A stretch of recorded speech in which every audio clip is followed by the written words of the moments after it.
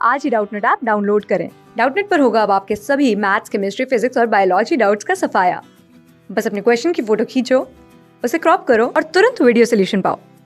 Download now. Hello everyone, प्रश्न कहता है क्यू आर बराबर 6 सेंटीमीटर, पी क्यू बराबर 4 सेंटीमीटर और एंगल पी क्यू आर बराबर 90 डिग्री है के साथ एक समांतर चतुर्भुज की रचना की जाती है। इसका मतलब समांतर चतुर्भुज की रचना हो चुकी है। तब आपको पी क्यू आर एस बताना है कि वो क्या है, एक वर्ग है, एक आयत है, या एक समचतुर्भुज है, या फिर एक समलंब है।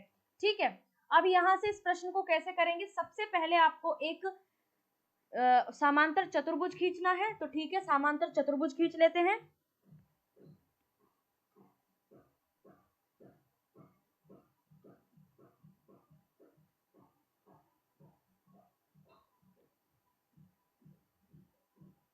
समांतर चतुर्भुज खींच लिया। अब इसके बाद क्या करेंगे, यहाँ इनको नाम दे देते हैं। जैसे कि मान लीजिए मैंने ये P रखा, इसको Q रखा, इसको R और इसको S, क्योंकि हमें PQRS बताना है।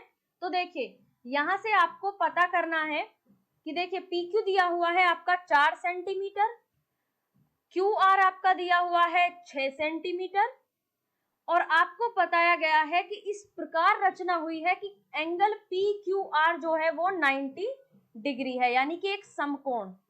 ठीक है, यहां से एक क्या बन रहा है, 90 डिग्री का एंगल बन रहा है। अब आपको एक बात पता है, समांतर चतुर्भुज में और आयत में दो चीजें समान होती हैं। देखिए समांतर चतुर्भुज में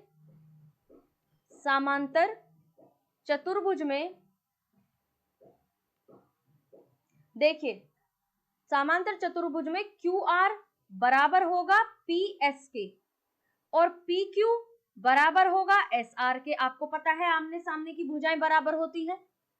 ठीक है, आपको एक बात और पता है कि यहाँ एंगल क्यू जो है वो बराबर होगा एंगल एस के और एंगल पी जो है वो बराबर होगा एंगल आर के। ठीक है, आपको एक और बात पता है समांतर चतुर्भुज की कि जो एंगल P है और एंगल Q है वो दोनों का जो योग है वो 180 होगा, या आप कह सकते हैं कि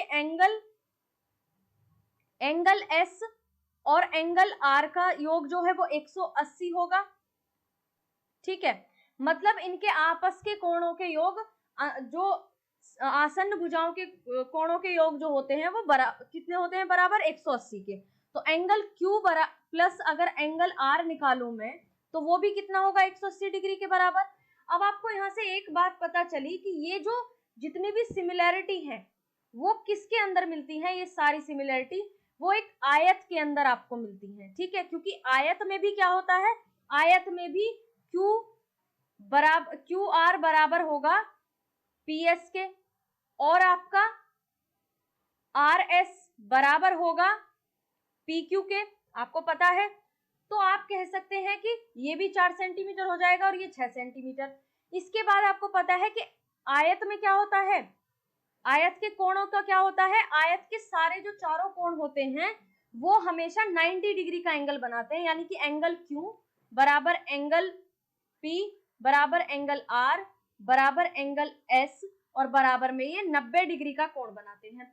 यहां से आपने देखा कि एंगल Q बराबर एंगल S है, तो आप लिख सकते हैं कि अगर एंगल Q और S बराबर हैं तो यानी कि ये वाला देखिए Q और S बराबर हैं तो इसका मतलब ये भी 90 डिग्री होगा, और जब ये 90 डिग्री होगा तो आपको पता है इन दोनों कोणों का योग, एंगल S और एंगल R का जो योग होगा वो 180 होगा, एंगल S और एंगल R का जो योग होगा वो 180 होगा। तो एंगल S अगर 90 है तो एंगल R कितना आ जाएगा, एंगल R आपके पास आ जाएगा 90, क्योंकि 180 में से 90 घट जाएगा तो इसका मतलब ये एंगल भी 90 डिग्री आ जाएगा। और फिर क्योंकि R एंगल किसके बराबर है, R एंगल P एंगल के भी बराबर होगा, क्योंकि इसका उल्टा होता है। तो देखिए यहाँ से R एंगल जो है P एंगल के भी बराबर होगा। इस तरीके से इन सभी चीजों को ध्यान में रखते हुए यहाँ पर भी 90 डिग्री लिख सकते हैं। तो ये सारे जो गुण हैं वो एक आयत के हैं, तो हम समझ सकते हैं यहाँ से कि इस प्रश्न का उत्तर होगा ऑप्शन बी, जो कि एक आयत है। आई होप आपको समझ आया होगा। धन्यवाद। क्लास 6 से 12 से लेके नीट, IIT, जेई मेंस और एडवांस के लेवल तक 10 मिलियन से ज्यादा स्टूडेंट्स का भरोसा। आज ही डाउनलोड करें डाउटनेट ऐप या व्हाट्सएप कीजिए अपने डाउट्स 8400 400 400 पर।